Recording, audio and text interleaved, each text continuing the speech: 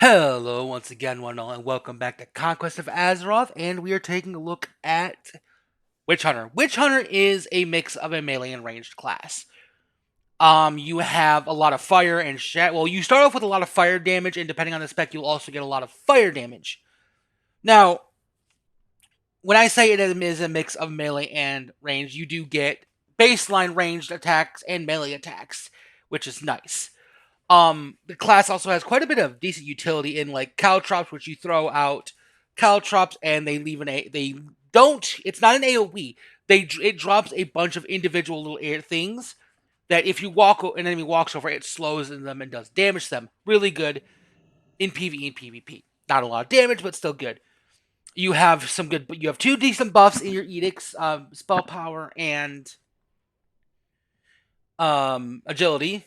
You also have a unique buff called Charming Conversation, which increases your reputation gains by 5%. This is actually kind of unique. You get your baseline, threat, aura, and taunt. You get Infiltrate, which is kind of fun to play with. I haven't really tested out in open world PvP yet. I might eventually. But effectively, you take the form of an undead or demon creature and you become neutral. I don't know if you also get the name of the creature, but basically, you can become that creature. It's like a stealth without being stealth. It's kind of funny to do. It makes hostile mobs neutral to you, too. You have enrage effect removal. You have a defensive and stoicism because you rely more on parry and dodge, so that's what it buffs. You also have brands, which are little things you can place on enemies, which last for a while. Well, last for a variable amount of time. This one reduces casting speed. Brand of the Profane, which is my favorite. It lasts for 5 minutes, and while it is on a target, you can see them on the map, and even if they are stealth, you can see them. If you play PvP and you see a Reaper, a Ranger, a Spider, a Houndmaster, put this shit on them. Because I promise you, they will not be able to get the drop on you if you have this up. Brand of the Damned is basically an execute. It lasts for 12 seconds, and if an enemy falls below 10% health, they get a chunk of damage dealt to them very heavily, and they also get a debuff, which causes your magical crit chance again, which causes magical damage to have an increased crit chance against them. This damage is doubled for undead and demons. This is really nice. For the record, this character at the time of this recording is over level 30. I had a version of this recorded at level 30, but unfortunately I forgot to turn off my fan, and it was blowing into my mic the entire damn time, so I have to re-record this. I apologize. You have some self-buffs in the forms of your tonics. Surging Tonic reduces costs and gives you haste. Dark Tonic heals you and increases your max health. It heals you based off your stamina. And Witch Blood Brew is a tonic you get from your class side of the talent tree, which is a defensive that reduces your magic damage taken for 10 seconds. These are all good. You have a slow in the form of Bola Throw. This is baseline. It's really useful. You have your spendable Darkslayer and your Rage Spender Shadow Blast, because this class uses both mana and rage, so you have to kind of manage both. I don't think there's anything I am missing. Let me take a real quick look to double check. You get Pommel Strike as well, which is kind of useless. It's good for increasing enemy damage take, so you should only really use this for the melee specs. I don't think there's anything I'm missing. I'll get into these abilities when I get there. Yeah, no, there's nothing I am actually missing. Oh, Dawnblade is your starting melee ability. It does holy and fire damage combined. With all that said, let's real quickly look at the spec tree. The class side of the spec tree. The first three abilities you could take are Vault, which is a dash, but it's not just a forward dash. Basically, whichever direction you are moving is the direction the dash goes. So if you're moving backwards, you dash backwards. If you're moving to the side, you dash to the side. Really good for avoiding things. Shadow Trap is an ability which I would definitely suggest getting your hands on. For PvP, it's a trap that lasts 30 seconds, and it stuns up to 5 enemies when it's triggered, and does quite a bit of damage over 5 seconds. Burrow Bolt, basically this is something you should really only ever use in PvP. I mean, not PvP, in your melee specs, but definitely grab it to get the things under it. Basically, just throws a robot and drags enemies to you. Doesn't do a lot of damage. The first row abilities, Nightwalker, Night Stalker, and Combat Training I would grab because this increases the range of your Volt, which is always nice. Increased crit chance from Night Stalker and increased parry and physical damage dealt from Combat Training. These are all good. Plague Lancer Survivalist is really kind of useless outside of a few niche things. Burning Hatred, rage generated extra rage when you crit, always useful because you want to have a lot of crit. This reduces Vicious Memoir reduces the cooldown of your brands, and for the most part, your brands have across the board pretty low cooldowns, except for Brand of the Damned. So really, you only want to grab this if you want to use Brand of the Damned more often. Inquisitor's Trap is another trap you get that places down a trap that when it's triggered, silences enemies within 5 yards for 6 seconds. This is really good in massed AoE situations with a lot of spellcasters or in PvP to deal with healers and other things. Evil Never Sleeps. In the night, you gain increased agility, and during the day, your haste increased. This I love because it actually uses the in-game night-day cycle, which is so rarely used. I love this. I already talked about Witchblood Tonic. Trap Cards increases the duration of your traps by 50%, which is nice. Follow the Edicts increases the effectiveness of your Edicts. Vengeful Intent, when you take damage, you have a 10% chance to attack an enemy back for 75% weapon damage. This is kind of only useful for melee, to be fair, because if you're ranged, you really don't want to be in the middle of combat taking damage. So I guess maybe in PvP that might be a bit useful too. You have a dual pick here of Just a Sip and Regenerative Elixirs. Both of these affect your tonics, but Just a Sip is better because instead of giving you rage, like Regenerative Elixirs, Just a Sip gives you max mana and max health back, which is very, very, very, very nice. With all that said, taking a look at the spec now, Boltslinger. Boltslinger is good.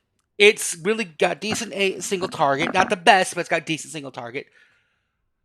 But it has really good AoE. The first ability you're going to get your hands on is Witchbane. Witchbane basically is a channeled ability that does a chunk of damage over 3 seconds. It's pretty good. The next ability you get is Heart-Seeking Bolt, which will generate rage based off its damage, but it also reduces enemy healing as top of dealing just a chunk of damage. This is really good. Damnation is an execute that depletes all of your rage, and for the rage consumed, it is converted into extra damage. So this does a lot of damage, but it takes up all of your rage. So be careful using this unless you can build your rage up back quickly. Tormentor is basically just a dot you can apply to an enemy.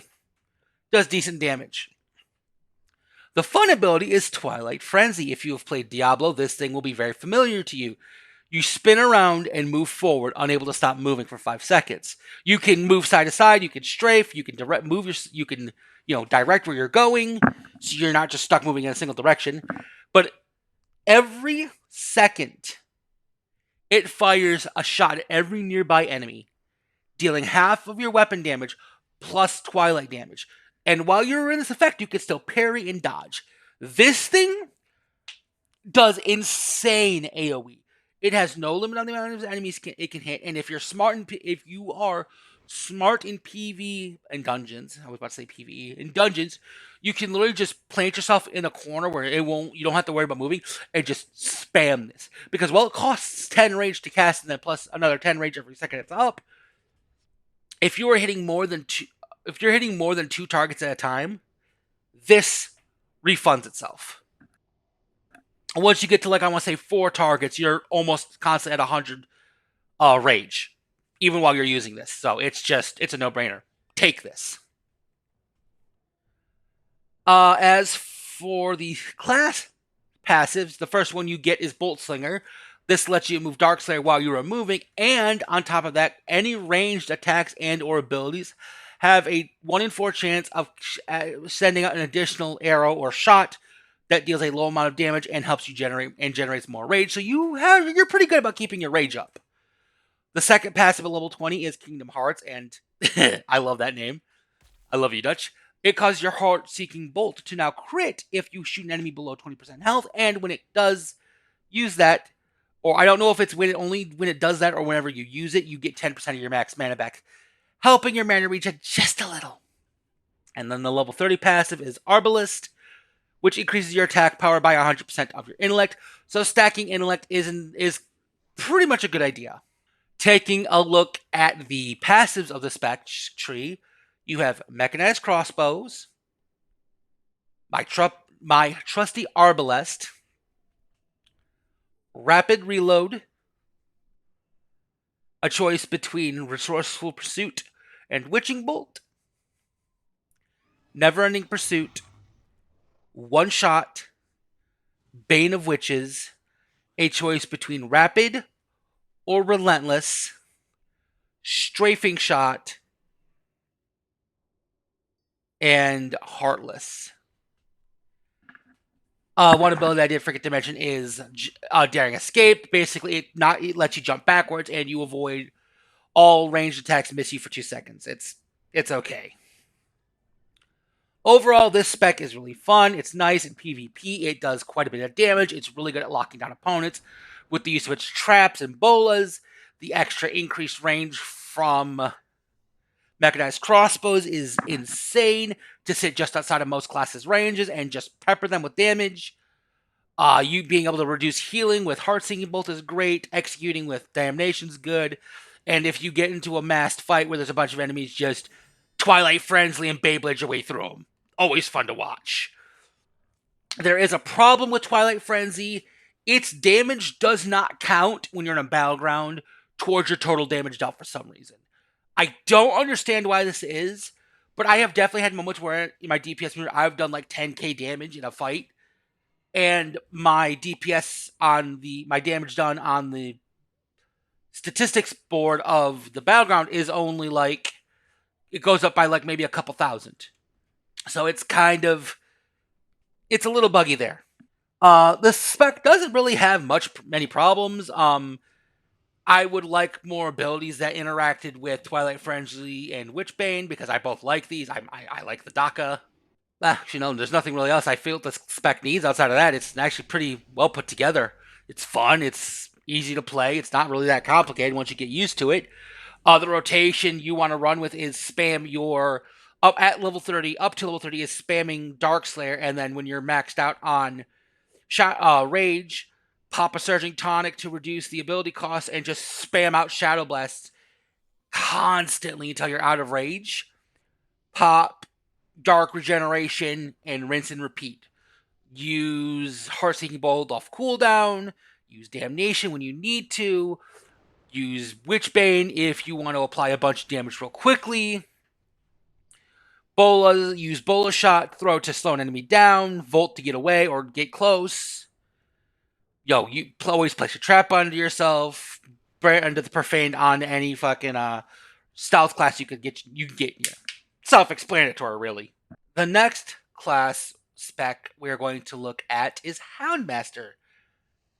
Houndmaster has issues, and in the what I would like to see thing that they've put up recently, I have definitely made some ideas known that I would like to see for this spec, but for the time being, we're going to talk about what it is. Houndmaster focuses around being able to summon Shadow Hounds and being able to use them to help you with your DPS. The first ability you get your hands on is Unleash the Hounds, a 10-second cooldown ability that costs 40 rage that allows you to summon one lesser hound for 20 seconds. The next ability you're going to get is Houndmaster's Call. This commands all of your Shadow Hounds to leap at an enemy target, dealing damage to them. This is really good if you have multiple hounds, because each hound does that low amount of damage. So if you've got multiple hounds, you actually deal quite a bit of damage, and it lets them close the distance on fleeing targets and slow them down. Next ability you can get your hands on is Quick Draw. Basically, when you crit strike an enemy, you can use this for a huge chunk of damage. Kind of useful. If you have high crit, this is up quite often.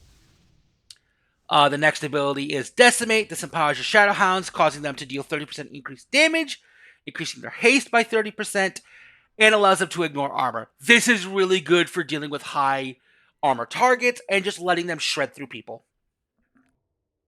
The next ability, which is one of the first things that I have an issue with, is Dark Flock. It is a channeled ability for 8 seconds. You can move while channeling it.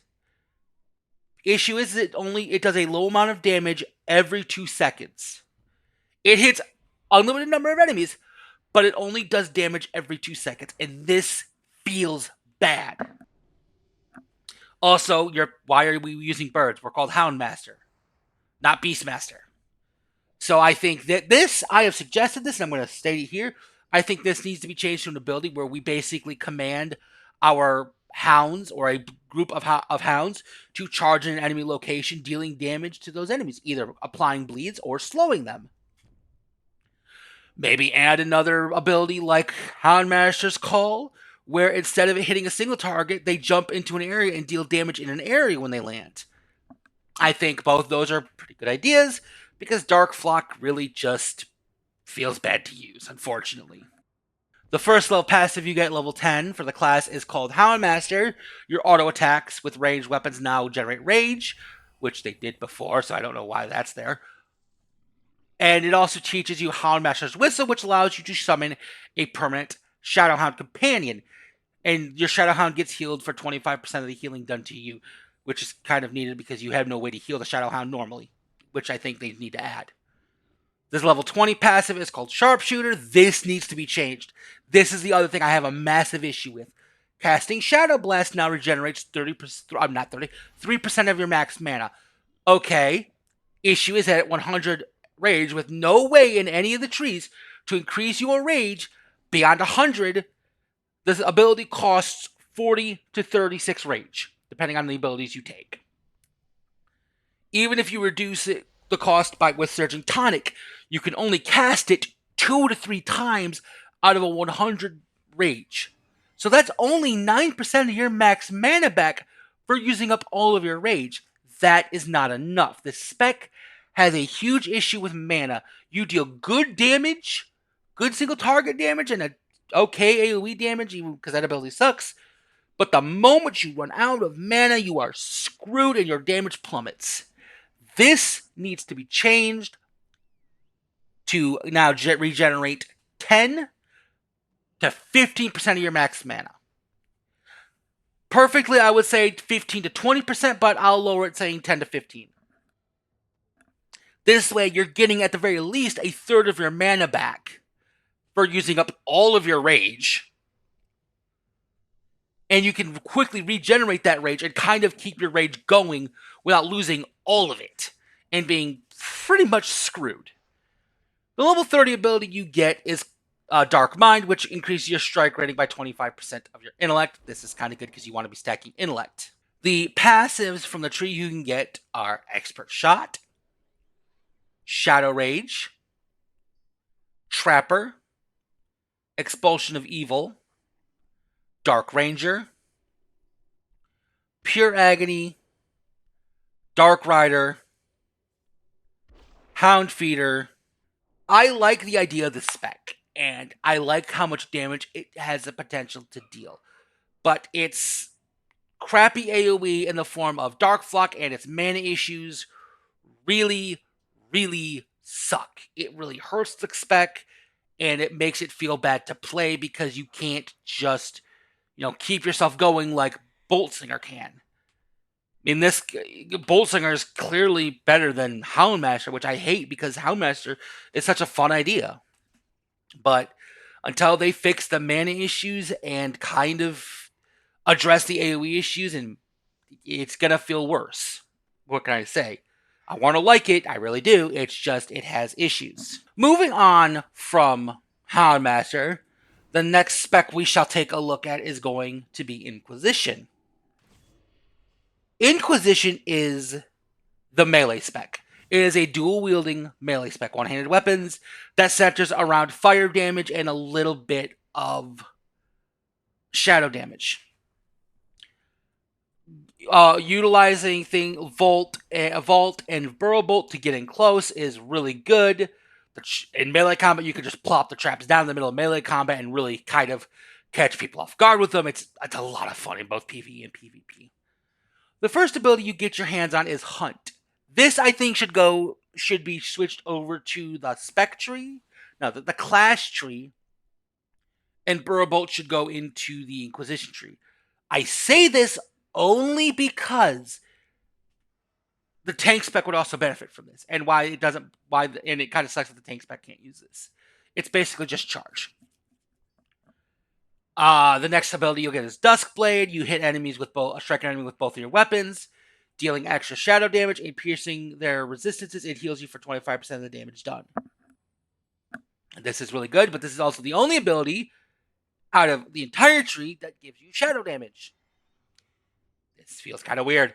The next ability you get is Purifier Edge, which, by the way, I'm going to talk about Flames of Sin after this.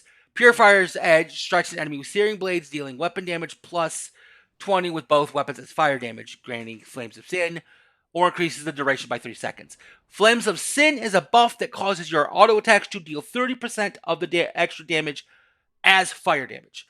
This is really nice, especially as you start getting higher haste and higher crit. The next ability you get your hands on is Smite Evil. Strike enemy with your blade, dealing weapon damage and holy damage, and it hits up to 5 enemies. It's kind of an okay rage spender for an AoE. The next ability you get your hands on is Fiery Judgment, which it costs mana and it deals damage to enemies all in an area, and it either grants you Flames of Sin or increases the duration.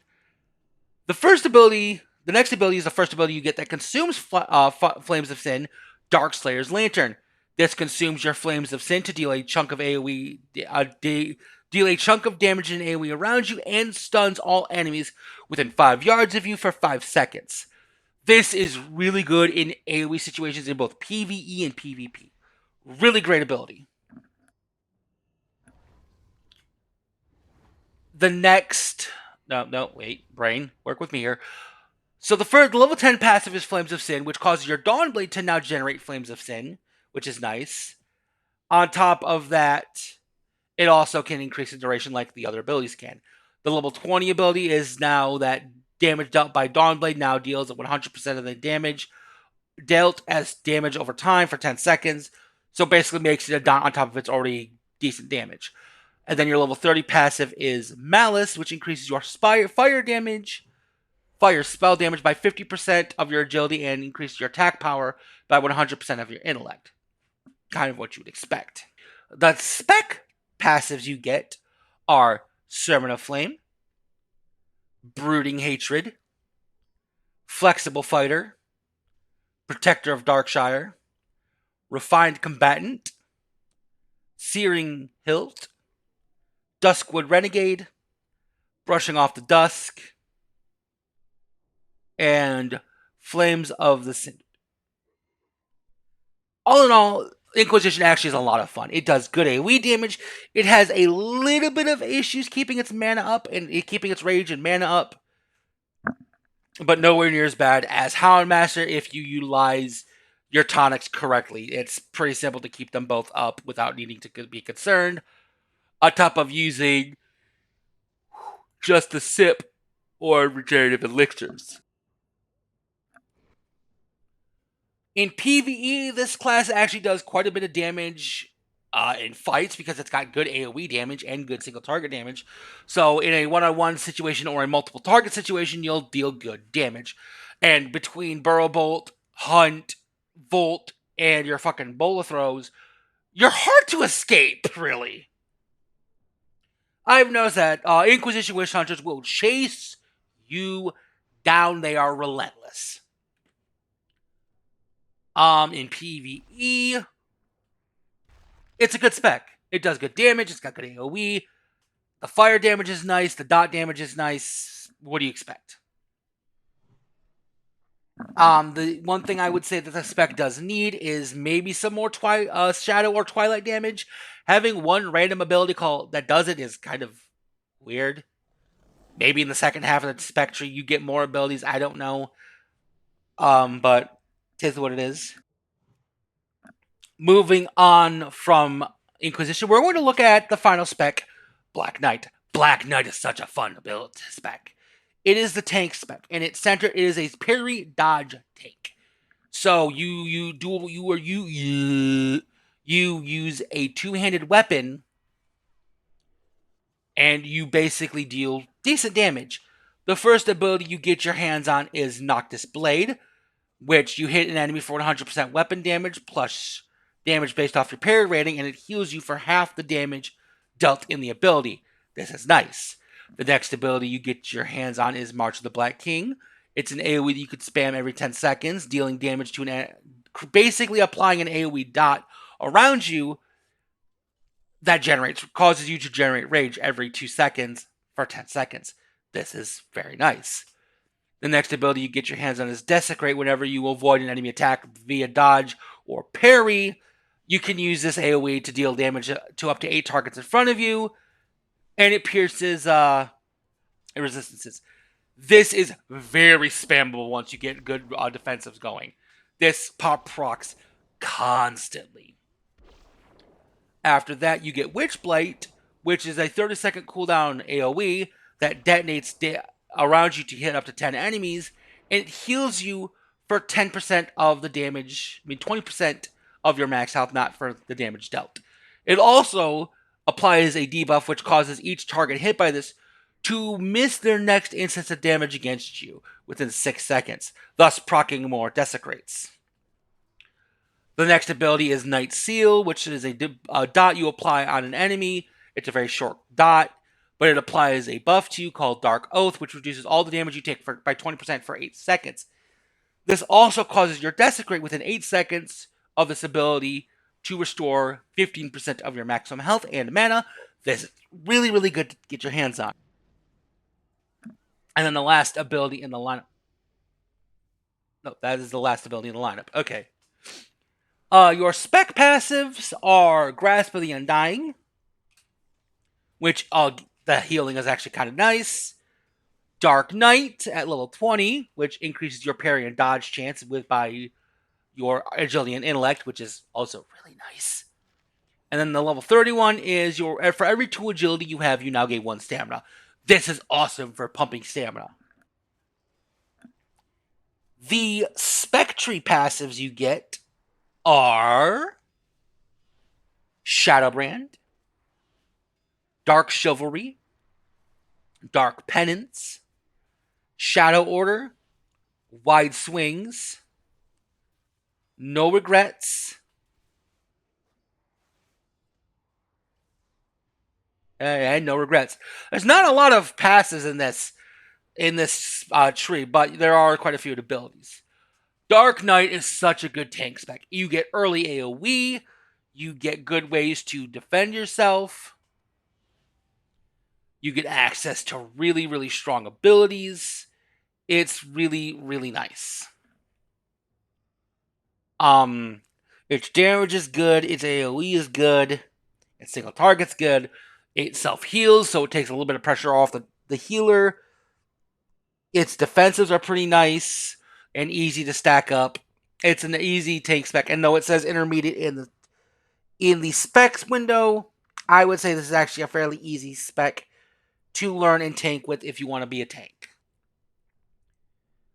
Overall, Witch Hunter, I like Witch Hunter. Outside of Houndmaster and its issues, all 4 specs are pretty good. They're all pretty unique. Their damage is good. Their defensives are good. Their survivability is okay. It's a really fun class. I would put Witch Hunter at A tier.